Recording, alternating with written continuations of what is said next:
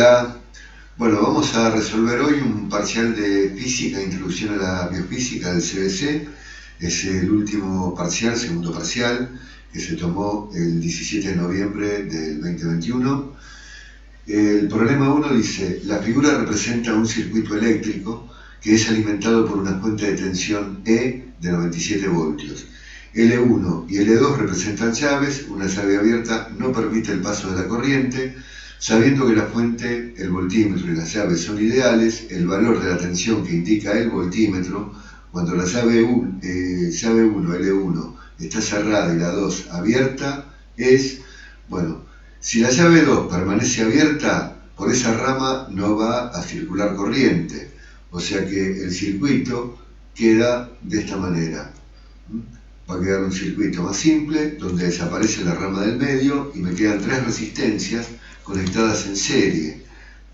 Conocemos el voltaje de la fuente, dijimos, bueno, dice el enunciado que es de 97 voltios, vamos a poner números en las resistencias, R1, R2 y R3, y vamos a averiguar la resistencia total, como están en serie, sumamos directamente R1, R2 y R3, y obtenemos una resistencia total de 200, 700, 100, serían, en total tenemos 1000 ohm. Bueno, con esto podemos averiguar la intensidad de corriente total, que por otro lado, cuando están conectadas en serie, es igual a la intensidad 1, igual a la intensidad 2, igual a la intensidad 3, y esto va a ser igual a la diferencia de potencial, que ya conocemos, dividido la resistencia total. Es decir, que vamos a tener una intensidad total que es igual a 97 voltios divididos por 1000 ohm. Esto nos da 0,097 amperes. Bueno, nos queda un solo paso para averiguar ahora lo que indica el voltímetro. Bueno, en la resistencia 3, que es donde está conectado en paralelo al voltímetro, vamos a tener que delta B3 va a ser igual a ¿qué cosa? A I3, que la conocemos porque es igual a la intensidad total, multiplicado por la resistencia 3. O sea que vamos a tener entonces la intensidad de 0,097 amperes multiplicado por 100 ohm, y esto me da 9,7 voltios.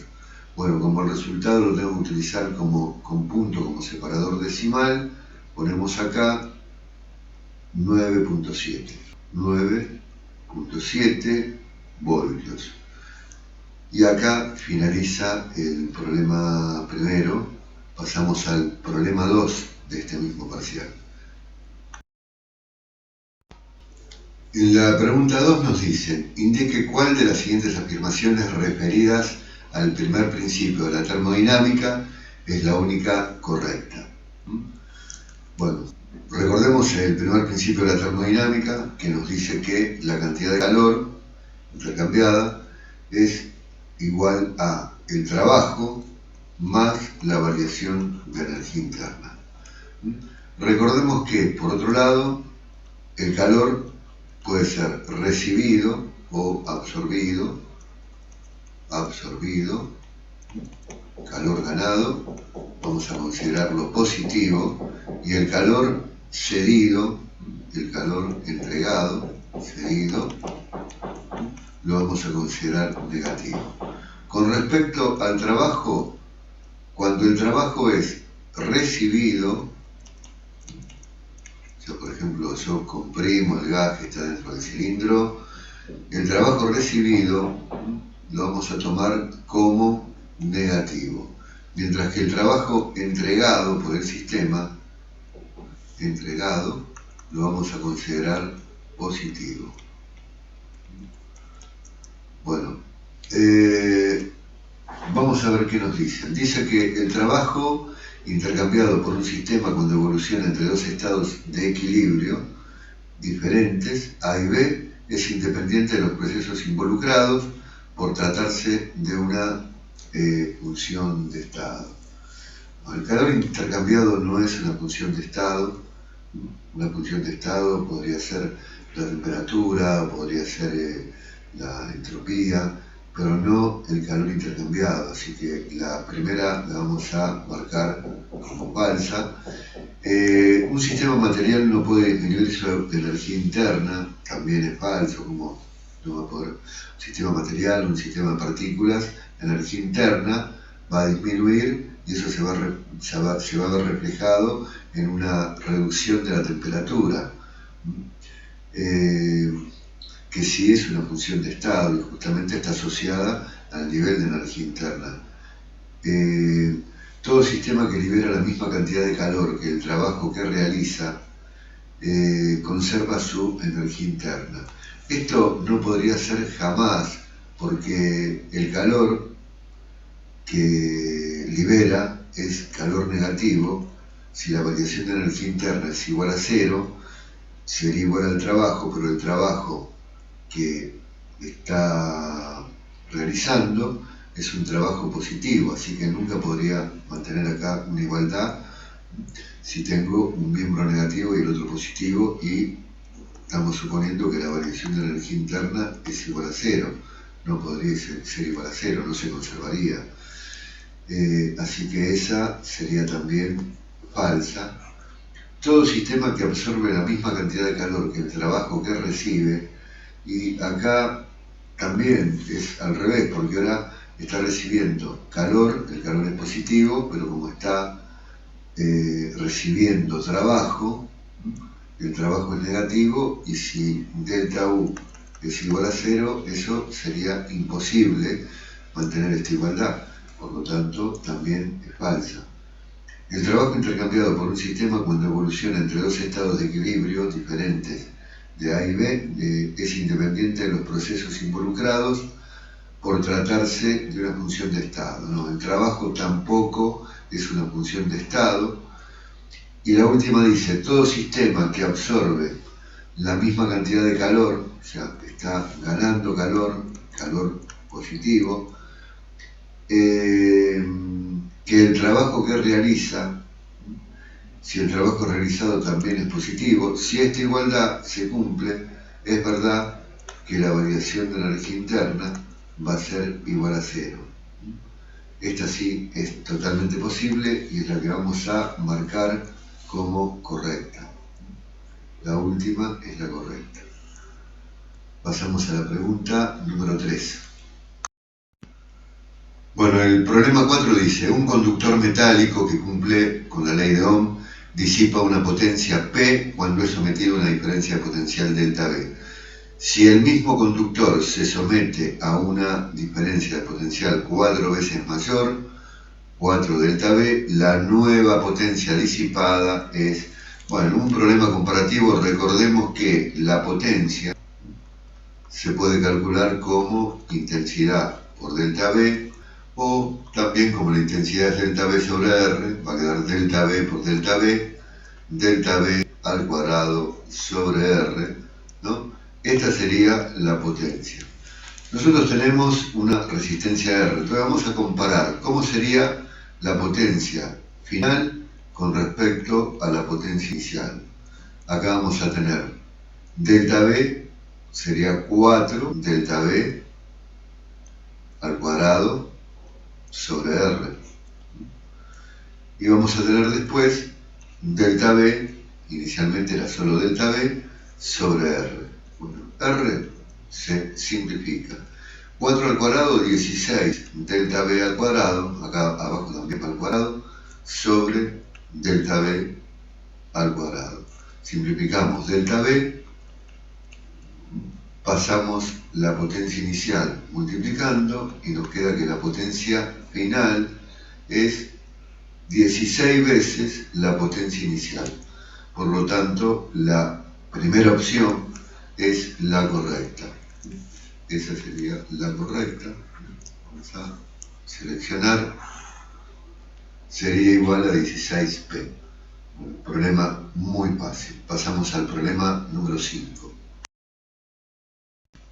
Bueno, la pregunta 5 dice, se coloca una pieza metálica de cobre sólido a 380 grados Celsius dentro de un recipiente. Luego se coloca una masa de hielo a 25 grados bajo cero y al alcanzarse el equilibrio térmico hay 9,2 gramos de hielo y 13,8 gramos de agua líquida. Puede considerarse que el recipiente es adiabático y su capacidad calorífica es despreciable. A partir de esos datos, ¿cuál es la masa de la pieza de cobre colocada? Bueno, en primer lugar tengamos en cuenta que si el hielo no terminó de fundirse, quiere decir que la temperatura de equilibrio va a ser de 0 grados Celsius. Así que, bueno, vamos a tener que la sumatoria de cantidades de calor, es decir, vamos a tener la masa de hielo por el calor específico del hielo, por la variación de temperatura que sufre el hielo, más la masa de la parte del hielo que se derritió, vamos a tomar la masa de agua, lo que pasó a ser agua líquida, por el calor latente de fusión, más la masa del metal, por el calor específico del metal, por la variación de temperatura que experimenta el metal. Todo esto va a ser igual a 0. Por lo tanto, podemos establecer que la masa del metal que tengo que averiguar va a ser la masa de hielo total, es la masa total, que es lo que pasó de 25 bajo cero a 0 grados, por el calor específico del hielo, por la variación de temperatura que sufrió toda la masa de hielo. Bueno, esto pasaría a negativo, menos la masa del hielo fundido, que es ya la masa de agua, por el calor latente de fusión, y todo esto lo vamos a dividir por el calor específico del metal por la variación de temperatura del metal. Bueno, reemplazamos, tengamos en cuenta que la masa total de hielo la voy a obtener si yo sumo lo que quedó sin derretir, o sea, 9,20 gramos más 13,8 gramos. Esto me da 23 gramos. Así que bueno, reemplazando, vamos a tener que la masa del metal es menos 23 gramos por 0,5 calorías sobre grados Celsius. El hielo aumenta su temperatura en 25 grados Celsius, menos la parte del hielo que se fundió, que se transformó en agua, que son 13,8 gramos, por el calor latente de fusión de 80 calorías sobre gramo. Todo esto lo vamos a dividir por el calor específico del cobre, que sería 0,092 calorías sobre grados Celsius, y el cobre estaba a 380 y terminó en 0, o sea que la variación de temperatura es negativa, es de menos 380 grados Celsius. Bueno, haciendo los cálculos, nos va a quedar que la masa del metal es aproximadamente de 39,8 gramos. Bueno, en el espacio que nos dejan para anotar la respuesta, veamos que nos dicen acá que utilicemos el punto para separar decimales, así que vamos a escribir 39,8 y esa sería la respuesta correcta. Pasamos a la pregunta número 6. Bueno, la pregunta 6 dice: en el sistema de capacitores de la figura que están inicialmente descargados, se cierra las ABL. Se alcanza el equilibrio cuando sobre el condensador C1 la carga final es de 159 milicoulomb. Me da como datos los valores de los condensadores, capacitores, y hay que calcular la carga sobre el capacitor C3 en el equilibrio, expresada en milicoulomb. Bueno, en primer lugar, como el capacitor 1 está conectado en serie, podemos decir que la carga sobre ese capacitor es la carga total, 159 milicoulomb. Y después, en los capacitores conectados en paralelo, en las dos ramas tengo la misma diferencia de potencial. Delta V2 va a ser igual a delta V3. Y eso se calcula dividiendo la carga total que ingresa en la conexión en paralelo dividido la capacidad entre 2 y 3, al estar en paralelo, hacemos la suma directa, y esto nos va a dar entonces 159 milicoulomb. Los capacitores valen 10 y 20, o sea que en total tenemos 30 milifaradios, se va el mili, y coulomb sobre faradio nos va a dar voltios, y esto me da 5,3 voltios. Sería la diferencia de potencial en cada una de las ramas de la conexión en paralelo. Bueno, después es muy simple averiguar la carga sobre el capacitor. 3.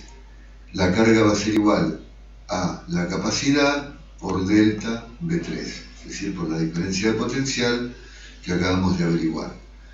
La carga del 3 es de 10 milifaradios multiplicado por 5,3 voltios, y esto nos da 53 milicoulomb, y acá finaliza el problema número 6. Anotamos 53 y esa es la respuesta. Pasamos a la pregunta número 7. La pregunta 7 dice: se dispone de una conservadora de telgopor de conductibilidad 0,03 watt sobre metro Kelvin. Mide 40 por 30 por 20 medidos en centímetros, o sea, me dan el largo, el ancho y la altura. Bueno, y las paredes tienen un espesor de 1 centímetro. Se supone que la conservadora intercambia calor con el exterior a través de todas las caras, y solamente por conducción. Un día en que la temperatura ambiente es de 30 grados, se colocan 2 kilogramos de hielo a 0 grado en su interior y se la cierra. Bueno, el calor absorbido por la conservadora durante el primer minuto, a partir de ese momento es, bueno, muy simple. Vamos a aplicar la ley de Fourier. Lo primero que necesitamos es averiguar el área total, la superficie, ¿sí? Esto tiene 6 caras, ¿sí? Y vamos a tener el largo por el ancho. Vamos a poner en metros las medidas. Vamos a poner 0,4 por 0,3 metros, más 0,4 por 0,2, más 0,3 por 0,2, esto va a quedar en metros cuadrados, pero esto lo tengo que multiplicar por 2, ya que estamos repitiendo. Tengo lo que sería la tapa y el piso, las dos paredes laterales, ¿sí? Y la pared frontal y la pared posterior, o sea que tengo dos paredes con cada una de esas medidas. Hacemos los cálculos y esto nos va a quedar 0,52 metros cuadrados. Bueno, aplicamos esto para aplicar después la ley de Fourier, donde vamos a tener que la cantidad de calor, ¿sí?, va a ser igual a el coeficiente de conductibilidad que me lo dan por el área que acabamos de averiguar, por la diferencia entre la temperatura mayor y la temperatura menor, multiplicado por el tiempo, en este caso sería 1 minuto 60 segundos, y todo dividido por el espesor. Así que bueno, la cantidad de calor la calculamos multiplicando 0,03, esto está en watt, sobre metro Kelvin, por el área de 0,52 metros cuadrados. La diferencia de temperatura sería 30 menos 0, o sea que tengo 30 Celsius o 30... Cuando hablamos de variación en Kelvin en Celsius es lo mismo, pues, la medida, digamos, la dimensión es la misma, las escalas están desplazadas, pero hablando de variaciones, una variación de 30 grados Celsius equivale a una variación de 30 grados Kelvin. El tiempo es de 1 minuto, pero lo ponemos en segundos, y el espesor, que es de 1 centímetro para todas las caras, lo pasamos a metros y nos queda 0,01 metro. Bueno, hacemos todos los cálculos y vamos a obtener una cantidad de energía calórica en watt que es de 2.808, en watts, no, en joules, 2.808 joules. Entonces seleccionamos ahí la opción correcta, que sería la cuarta comenzando desde arriba, y pasamos a la pregunta número 8.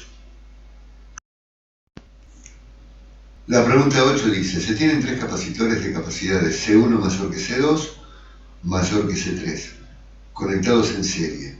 El conjunto se conecta a una batería, designando Q a la carga, delta V a la diferencia de potencial y con U a la energía almacenada en cada capacitor. Se cumple que, bueno, en primer lugar, como están conectados los capacitores en serie, C1, C2 y C3, entonces todos tienen la misma carga. La carga 1 es igual a la carga 2 igual a la carga 3. Bueno, como la carga es igual a cada capacidad por la diferencia de potencial, C1 por delta V1 va a ser igual a C2 por delta V2 igual a C3 por delta V3. Ahora, cuando el producto de dos magnitudes se mantiene constante, como acá vemos en la igualdad, esas magnitudes son inversamente proporcionales, así que cuando una aumenta, la otra va a disminuir en proporción inversa. Así que si nosotros sabemos que C1 es mayor que C2 y mayor que C3, entonces al haber una proporcionalidad inversa, delta V1 va a ser menor que delta V2, menor que delta V3. Bueno, ¿qué pasa con la energía? Aunque ahí ya tenemos la correcta, porque esa corresponde a la última, que sería esta, esa es correcta. Bueno, pero ¿qué es lo que ocurre con la energía? Bueno, como la energía, ¿sí?, es igual a la mitad de Q al cuadrado sobre C, entonces lo mismo va a ocurrir como acá las energías no van a ser iguales, tengo las mismas cargas, pero al dividir por una capacidad mayor voy a tener menor energía. Por lo tanto, porque ahora tenemos que U1, como C1 es mayor que las demás, U1 va a ser menor que U2 menor que U3. Bueno, esa opción no aparece porque cuando me hablan de energía me hablan de igualdad o me lo dan al revés. O sea que U1 es mayor que U2 mayor que U3, así que esas están descartadas. De todas maneras ya dijimos que la correcta es la última opción. Pasamos a la anteúltima pregunta, la número 9. Bueno, el problema número 9 es un problema sobre una máquina térmica que opera entre una fuente a 400 Kelvin y otra a 320 Kelvin. En cada ciclo absorbe 1000 joules y su rendimiento es del 20%. ¿Cuál de las siguientes afirmaciones es correcta? Bueno, la máquina es ideal, la máquina no es posible, es ideal y realiza tanto trabajo. Bueno, después me dicen que es real. Para ver si es real o ideal, nosotros tenemos el rendimiento real de la máquina, que es el 20%. Si el rendimiento de la máquina ideal o máquina de Carnot da también el 20%, coincide con el rendimiento real, quiere decir que la máquina es ideal. Vamos a calcularlo, eso se calcula en función de las temperaturas. El rendimiento, según una máquina ideal o máquina de Carnot, es 1 menos la temperatura de la fuente fría sobre la temperatura de la fuente caliente, esto multiplicado por el 100%. Y esto me daría 1 menos 320 Kelvin sobre 400 Kelvin multiplicado por el 100%, así que sería 1 menos 320 sobre 480, esto me queda 4 quintos 0,2, claro, sería 1 menos 0,8 multiplicado por el 100%, así que sería 0,2 multiplicado por el 100%, 20%. O sea que ya sabemos que se trata de una máquina ideal. La máquina es ideal. Ahora vamos a averiguar el trabajo. Nosotros sabemos que el rendimiento de la máquina real se puede calcular en función de los calores o también como el cociente entre el trabajo y el calor que extrae de la fuente caliente. multiplicado también por el 100%. Bueno, entonces el trabajo va a ser igual a el rendimiento, este sería el rendimiento, ¿no? El rendimiento de la máquina real. El rendimiento es 20% multiplicado por los 1000 joules que extrae de la fuente caliente, o sea, absorbe 1000 joules de calor, dividido por 100, ¿sí? Bueno, esto nos da 200 joules, ¿sí? O sea que ese es el trabajo que realiza en cada ciclo. Así que la opción correcta es uno que me diga máquina ideal y realiza un trabajo siendo un trabajo de 200 joules, ¿sí? En cada ciclo. Esa es la opción correcta. Perdón, no, ahí dice real, o sea, máquina ideal realiza 200 joules, no, la primera. La máquina es ideal y en cada ciclo realiza 200 joules de trabajo. La primera es la correcta. Bueno, pasamos a la última pregunta de este parcial. Bueno, el problema pregunta 10 dice: un electrón se traslada desde un punto 1 hasta otro punto 2, moviéndose en el sentido opuesto al del campo eléctrico que hay en la región. Si B es el potencial de dichos puntos y EP la energía potencial electrostática del electrón en dichos puntos, se cumple que, bueno, veamos que el trabajo, como el electrón se mueve en el sentido opuesto al del campo eléctrico, el trabajo realizado es menor que cero. Pero el trabajo equivale a la variación de la energía potencial. Y entonces la variación de energía potencial es también menor que cero, y eso significa que la energía potencial 2 tiene que ser menor para que me den menor que cero, o sea que esta variación de energía potencial es la diferencia entre energía potencial 2 y energía potencial en el punto 1, y esto tiene que ser menor que cero, por lo tanto la energía potencial 2 es menor que la energía potencial 1, ¿sí? O sea que la primera sería correcta, la segunda ya no puede ser, ¿sí? La tercera podría ser, la cuarta no, tampoco la quinta, y la última también podría llegar a... no, esta tampoco podría ser porque dice que es mayor, así que nos quedan elegir entre dos opciones.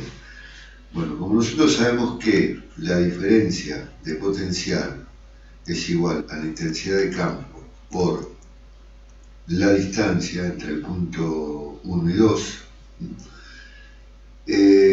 vamos a tener que esta diferencia de potencial va a ser mayor que cero.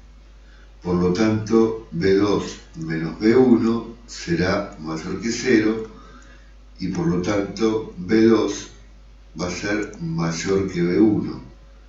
Bueno, la primera queda entonces descartada y nos quedamos con la tercera opción, que es la correcta.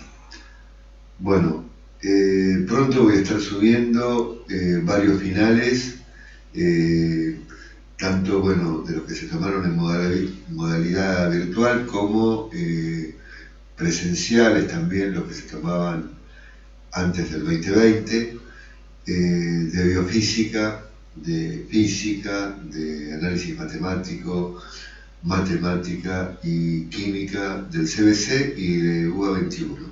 Así que bueno, gracias y hasta próximos videos.